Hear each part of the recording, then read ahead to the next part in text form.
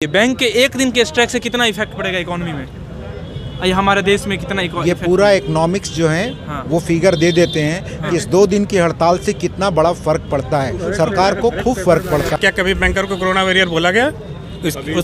उसकी इस बात की आपको तकलीफ है? नहीं बोला गया। तकलीफ है, हम लोग भी उसी किए। कितने बैंकर मरे हैं, ये आप लोग क्यों नहीं बात करते हैं?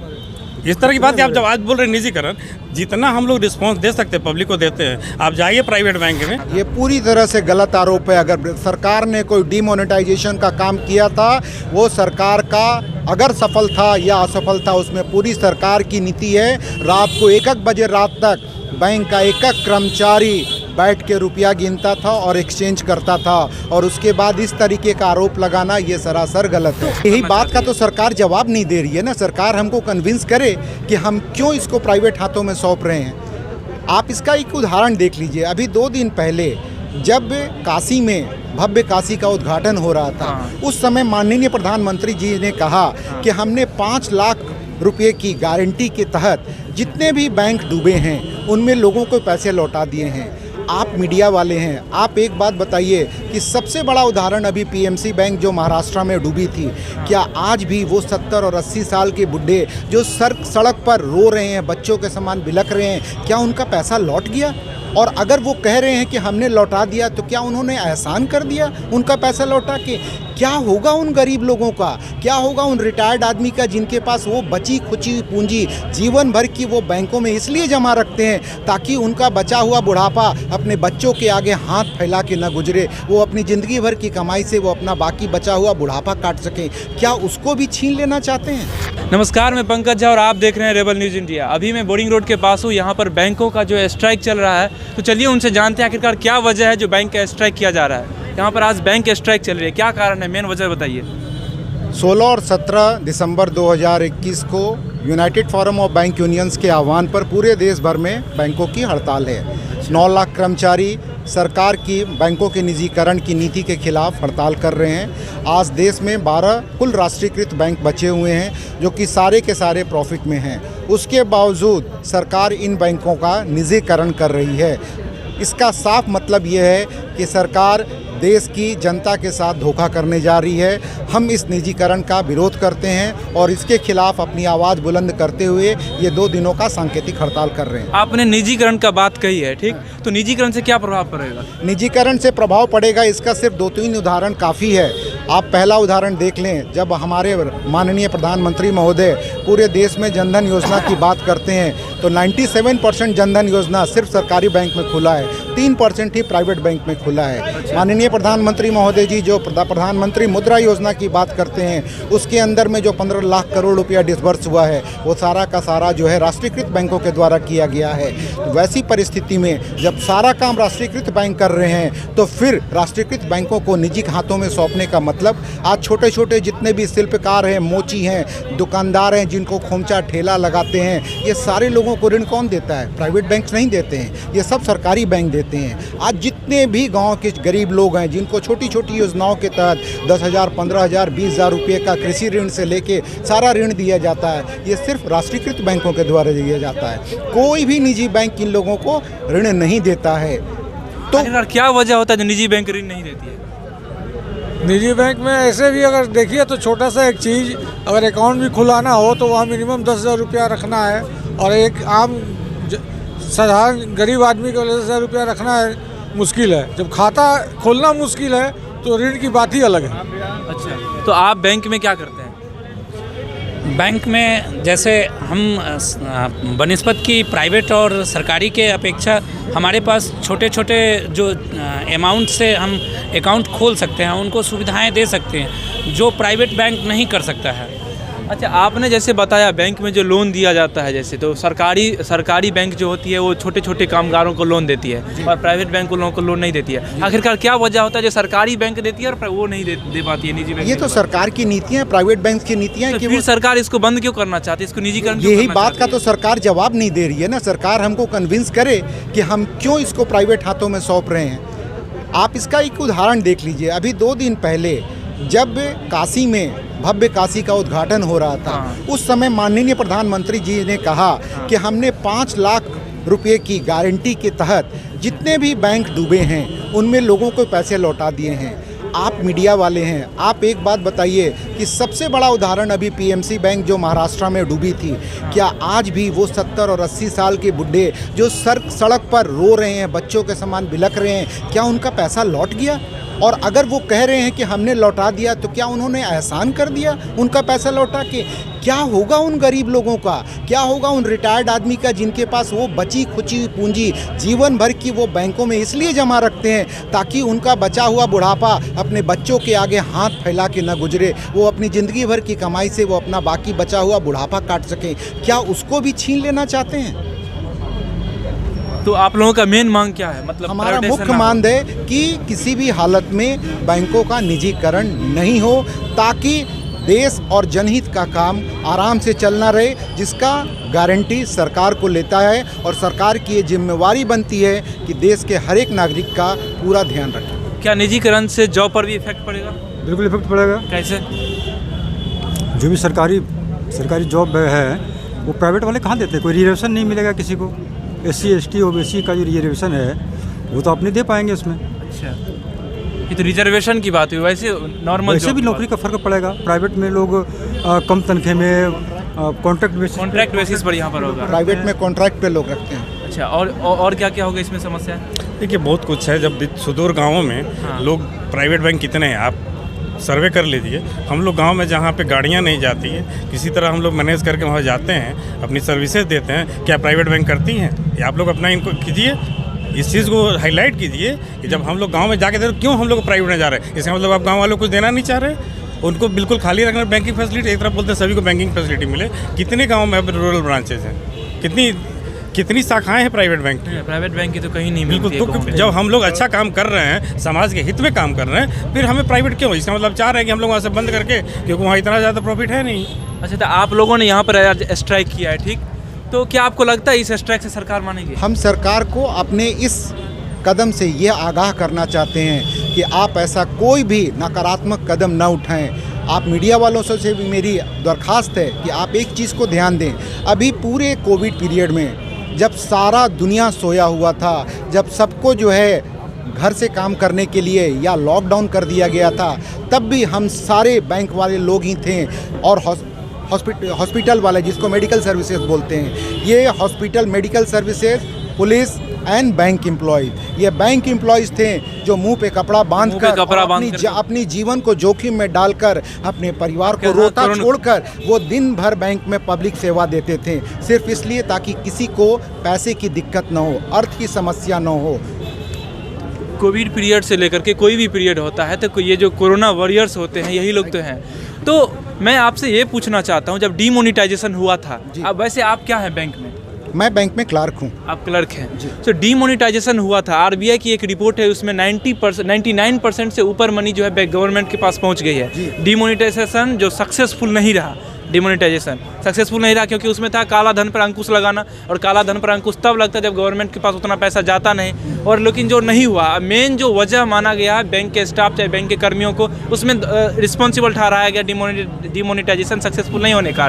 इसमें आपका क्या कहना था? ये पूरी तरह से गलत आरोप है। अगर सरकार ने कोई डीमोनेटाइजेशन का काम किया था, वो सरकार का अगर सफल था या असफल था उसमें पूरी सरकार की नीति है। रात को 1-1 बजे रात तक बैंक का एक कर्मचारी बैठ के रुपया गिनता था और एक्सचेंज करता था, और उसके बाद इस तरीके का आरोप लगाना ये सरासर गलत है। तो लेकिन अगर आप एक बैंक के कर्मचारी हैं तो कर्मचारी होने के नाते तो आप हमको कह सकते हैं ना, जब डीमोनेटाइजेशन हुआ इतने क्या कहाँ कमियां लगी? पॉलिसी में कमियां थी या पॉलिसी को इम्प्लीमेंटेशन में? सरकार की पॉलिसी गलत थी, उसमें हमारा कोई रोल नहीं है। हम सरकार की पॉलिसी के लिए कुछ नहीं कर सकते हैं क्योंकि डीमोनेटाइजेशन से हमारा कोई मतलब नहीं था। हमने डीमोनेटाइजेशन में सरकार को जितना सहयोग दिया वो इतिहास गवाह है। आपने तो सहयोग दिया, हाँ। लेकिन कमियां कहाँ थी? सरकार की पॉलिसियां में कमियां सरकार के पार्ट में थी, तभी वो अगर बोलते हैं कि सफल नहीं हुआ।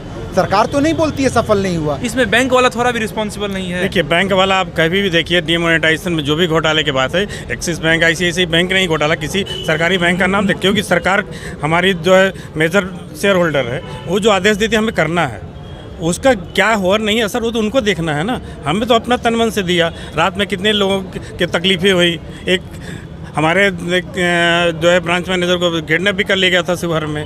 तो हम लोग तकलीफ झेल, वो तो सरकार ने कोरोना बैरियर की बात करते हैं, क्या कभी बैंकर को कोरोना बैरियर बोला गया? उसकी इस बात की आपको तकलीफ है? नहीं बोला बिल्कुल तकलीफ है, हम लोग भी उसी किए। कितने बैंकर मरे हैं, ये आप लोग क्यों नहीं बात करते हैं? इस तरह की बात आप जब आज बोल रहे हैं निजीकरण, जितना हम लोग रिस्पांस दे सकते हैं पब्लिक को देते हैं। आप जाइए प्राइवेट बैंक में, आप जाके आप बोलिए। वॉरियर्स मेन रूप से एक डॉक्टर को और एक पुलिस प्रशासन को मना किया, हम मीडिया वाले को भी मना चाहिए था। क्या सुनिए, नहीं जरूर, क्या हमारे बिना कोई इलाज करा सकता था?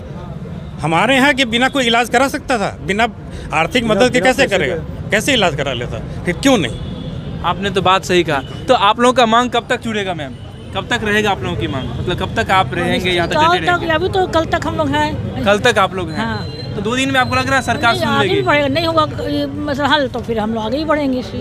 अच्छा, एक चीज़ मैं आपसे पूछना चाहता हूँ, इस देश में किसान आंदोलन थे, सालों साल चले थे, क्या आपको लगता है 2 दिन की जो मांग है, 2 दिन की जो आंदोलन है, आगे चलेगा? आगे चलेगा, इसका आंदोलन नहीं सुनेगा तो आगे चलेंगे, हम लोग आगे की ओर बढ़ेंगे। अच्छा, एक चीज़ और भी बताइए, बैंक के 1 दिन के स्ट्राइक से कितना इफेक्ट पड़ेगा इकोनॉमी में?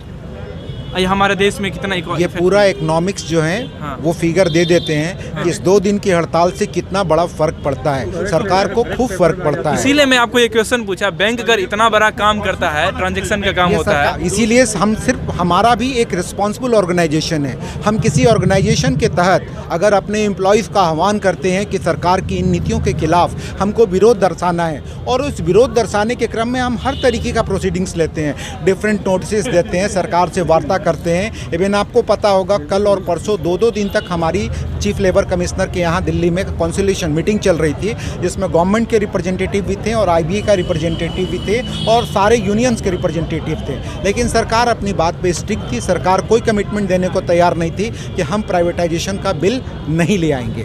वैसी परिस्थिति में हमको बाध्य होकर ये सांकेतिक हड़ताल देना पड़ा। इस सांकेतिक हड़ताल देने का सिर्फ पर्पस ये है कि हम ये भी दर्शाना चाहते हैं कि हमारी जिम्मेवारी देश और देश के नागरिकों के प्रति भी है। हम इसके माध्यम से नागरिकों को भी बताना चाहते हैं कि आप देखो कि सरकार किस तरीके की नीति हमारे ऊपर थोपना चाहती है, जिससे आने वाले दिन में आपका क्या नुकसान होगा। वरना सरकार अपने डिफरेंट तंत्र के द्वारा सिर्फ ये हाईलाइट करती है कि इन देखो को इनको तो सब कुछ मैं देता हूँ, लेकिन इन लोगों की तो आदत बन गई हड़ताल बंद करने की। नहीं, हमने ये हड़ताल इसलिए की है ताकि देश के नागरिक ये समझ सकें कि अगर वो नहीं सचेते तो आने वाला दिन उनके लिए बहुत भारी पड़ने वाला है, पूरा देश निजी हाथों में चला जाएगा। हमारी ये भी गुजारिश है अपने पूरे मीडिया भाइयों से कि इस चीज़ को हाईलाइट करें कि सरकार को निजीकरण का प्रस्ताव वापस लेना चाहिए और ये बिल संसद में प्लेस नहीं करना चाहिए। एक और क्वेश्चन आप लोगों से, आपसे भी, आप क्या करते हैं बैंक में? जी मैं भी क्लर्क हूँ। आप क्लर्क हैं? बैंक ऑफ बड़ौदा में आप क्लर्क हैं। आप कितने टाइम ड्यूटी करते हैं, कितने आवर? जी हमारी ड्यूटी 9:45 हम लोग चेयर पे बैठते हैं और 4 बजे तक पब्लिक आवर होता है। 4 बजे पब्लिक आवर बंद हो जाता है। उसके बाद तक हम लोग जो भी हमारे डेस्क पे काम होते हैं, ब्रांच के काम कितने बजे तक होते हैं? वो हमारे काम के हम लोग पेंडेंसी नहीं रखते हैं और हम लोग उसको डेली बेसिस पे निपटा, हाँ काम के ऊपर है। कभी कभी 5 बजे तक भी हो जाता है, कभी 6 भी बज जाता है, कभी 6:30 भी बज जाता है। हम लोग काम निपटा करके ही। जब प्राइवेटाइजेशन का विरोध किया जाता है तो एक बात सामने आती है कि ये जो लोग हैं, जो सरकारी कर्मचारी हैं, उनको सुख सुविधा ज़्यादा मिलते हैं, जिसके कारण सुख सुविधा के कारण वो जो लोग जो विरोध करते हैं कॉन्ट्रैक्ट सुख सुविधा का जहाँ तक बात है तो मैं एक चीज़ बताना चाहूँगा सर। जैसा हमने बताया कि 2 दिन का सांकेतिक हड़ताल है, तो हम अपनी सैलरी दे करके 2 दिन हमारी सैलरी कटेगी और समाज के लिए हम लोग समाज के लिए अपनी 2 दिन की सैलरी कटवा करके उनके लिए, अपने समाज के लिए हम लोग ये काम कर रहे हैं। और जो हमारा है बैंक, राष्ट्रीयकृत बैंक है, हम लोग समाज के लिए काम करते हैं। ऑलरेडी आपको बताया गया कि हमने जनधन किया, ये किया, वो किया। हम लोग समाज के लिए करते हैं, निस्वार्थ भाव से करते हैं। और बाकी फैसिलिटी के नाम पे हमको सरकार क्या दे रही है? हम सैलरी लेते हैं, वो भी अपनी सैलरी कटवा करके हम 2 दिन का हड़ताल कर रहे हैं और हर बार यही होता आया है। मतलब ये जो सरकारी कर्मचारी हैं उनको उतना सुख सुविधा नहीं मिलता जितना लोग कहा जाता है। देखिए सुख सुविधा का आप एक डिफाइन है, हर ऑर्गेनाइजेशन का अपना सुख सुविधा है। आप सुख सुविधा को इसके साथ कोट नहीं कर सकते हैं। जहाँ तक मैं बोला 2 दिन का हड़ताल है, हमारी 2 दिन की तनख्वाह काट ली जाएगी। हम कटवाते हैं, हाँ, कटवाते हैं। और ये किस लिए? अपने समाज के लिए, अपने लोगों के लिए, अपने देशवासियों के लिए कटवाते हैं। प्राइवेट में क्या ऐसा होगा? कभी नहीं होगा। प्राइवेट में ऐसा नहीं होगा। इसमें एक बात बहुत ज़रूरी है ये जानना कि जो तनख्वाह के बारे में और फैसिलिटीज़ के बारे में बैंक एम्प्लॉयज़ के बारे में बोला जाता है, आप कभी इसको सेंट्रल गवर्नमेंट एम्प्लॉय से तुलना करके देख लीजिए तो आपको पता चल जाएगा कि हमारे यहाँ एक 4th ग्रेड एम्प्लॉय की, हमारे यहाँ एक क्लर्कियल एम्प्लॉय की और हमारे यहाँ एक ऑफिसर्स एम्प्लॉय की सैलरी सेंट्रल गवर्नमेंट के कैडर वाइज से कितना कम है या ज़्यादा। जब आप कल्पना करेंगे तब एहसास होगा कि हम उनके आगे कहीं भी नहीं टिकते हैं। वैसे तो मुझे तो नहीं पता, हम थोड़ा आप बता दीजिए। हम वाइट कॉलर जॉब करते हैं। हम आपकी जो आप जब मेरे सामने टेबल पर आते हैं तो हम आपको नमस्ते करते हुए आपका स्वागत करते हैं, इसलिए मेरे को अप टू डेट रहते हुए आपका स्वागत करने का है, मुस्कुराते हुए स्वागत करने का है। लेकिन आप किसी स्टेट गवर्नमेंट के ऑफिस में जाइए, आप क्या ऐसा कल्चर दिखता है आपको? वो उनकी तनख्वाह हमसे ज़्यादा है, ये आपको मैं बता दे रहा हूँ, लेकिन कभी भी आपको वो वाइट कॉलर जॉब नहीं दिखता है। मैंने एक गवर्नमेंट आप कह सकते हैं सरकार के जो सांसद थे कैलाश सोनी जी, ठीक, कैलाश सोनी जी राज्यसभा सांसद हैं, उनसे मैंने बात किया था वहाँ पर गांधी मैदान के साथ, वो सामने आए थे और उनसे मैंने बात किया था। उनसे मैंने पूछा जो प्राइवेटाइजेशन हर जगह सरकार हर चीज़ को प्राइवेटाइज कर रही है, आप इस पर क्या कहना चाहते थे? उन्होंने कहा था मुझे, जो आपने कभी रेलवे गए हैं, आप कभी रेलवे गए हैं, जाकर के पहले का सिचुएशन देखिए, आज का सिचुएशन देखिए। इसी तरह से उन्होंने कहा आप कभी ये वाला जो बैंक है उनका ये ऐसा मानना है, लोग सरकार के जो जितने भी तंत्र हैं या सरकारी जो भी मंत्री हैं या सरकारी सांसद हैं, उनका यही मानना है कि पहले के जो सरकार या आप कह सकते हैं सरकारी संस्था जो है, आज के जो प्राइवेटाइज्ड वाली संस्था है, उन दोनों में काफ़ी डिफरेंसेज आते हैं। इसी कारण से वो लोग ज़्यादा प्राइवेटाइजेशन पर फोकस करते हैं। आप इस पर कितना विश्वास करते हैं, सही में होना चाहिए या नहीं होना चाहिए? मैं किसी भी माननीय सांसद के द्वारा दी गई टिप्पणी पर अपनी कोई प्रतिक्रिया देने में असमर्थ हूँ, क्योंकि मैं एक सरकारी कर्मचारी हूँ और हमेशा मैं माननीय सांसद और माननीय कोई भी विधायक हों, उनकी हर एक बातों का सम्मान करते हुए उस पर कोई टीका टिप्पणी करने के लिए आपने टिप्पणी नहीं की, ये आपका अपना व्यक्तिगत है, लेकिन मैंने उनसे पूछा था सच में प्राइवेटाइजेशन क्यों हो रहा है इतने तेजी से, तो उन्होंने यही क्वेश्चन उनकी टिप्पणियों पर हमारे कुछ विचार हो सकते हैं, लेकिन हम सब सरकारी कर्मचारी हैं। तो आपके विचार क्या क्या? नहीं, सरकारी कर्मचारी कभी भी अपने माननीयों के द्वारा दी गई किसी भी बारे में वक्तव्य पर टिप्पणी नहीं कर सकते हैं। इस बात को आप मीडिया से बढ़िया मतलब आप अपने बंधन मतलब बॉर्डर में रहना चाहते हैं। हम हमारी सीमा है, हम अपनी सीमा से बाहर नहीं जा सकते हैं, हम अपनी सीमा से बाहर नहीं जा सकते। इसके लिए हमारा जो है केंद्रीय नेतृत्व है वो उस पर अपना कोई भी वक्तव्य दे सकता है। हम यहाँ पर स्थानीय तौर पर कोई भी वक्तव्य नहीं देंगे, वो हमारे लिए सम्माननीय है और सम्माननीय ही रहेंगे।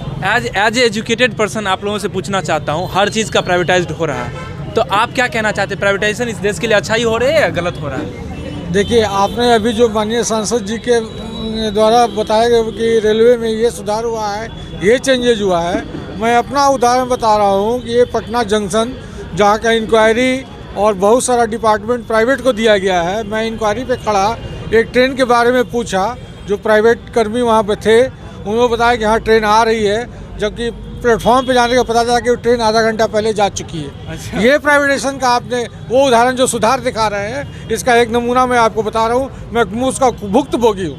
ये आप ही के साथ हुआ था? जी हाँ, मैंने वो जिस ट्रेन के बारे में पूछा वो प्राइवेट कर्मचारी हमको बता रहा है कि हाँ ट्रेन आ रही है आपकी फलाने नंबर प्लेटफॉर्म पे आ रही है। तो जब मैं वहाँ गया तो मालूम हुआ कि ट्रेन आधा घंटा पहले जा चुकी है। मतलब आप प्राइवेटाइजेशन के सपोर्ट में नहीं है कोई भी चीज़? जी एकदम नहीं है। वो कम पैसे पर वो क्या काम करना चाहेंगे? आप प्राइवेटिंग में वही जो कॉन्ट्रैक्ट बेसिस पे बेचारे आज के बेरोजगार 2000-5000 रुपये काम करने के लिए रहे, वो काम क्या सर्विस देंगे? तो आप सभी जो बैंक कर्मचारी हैं बैंक ऑफ बड़ौदा के हैं, तो ये सभी बैंक ऑफ बड़ौदा के कर्मचारी हैं जो बोरिंग रोड के बगल में पंचमुखी के पास अंचल कार्यालय के पास यहाँ पर स्ट्राइक में पूरा अपना सहभागिता दे रहे हैं। Thanks for watching Rebel News India. Stay tuned for more updates. Don't forget to like, share and subscribe.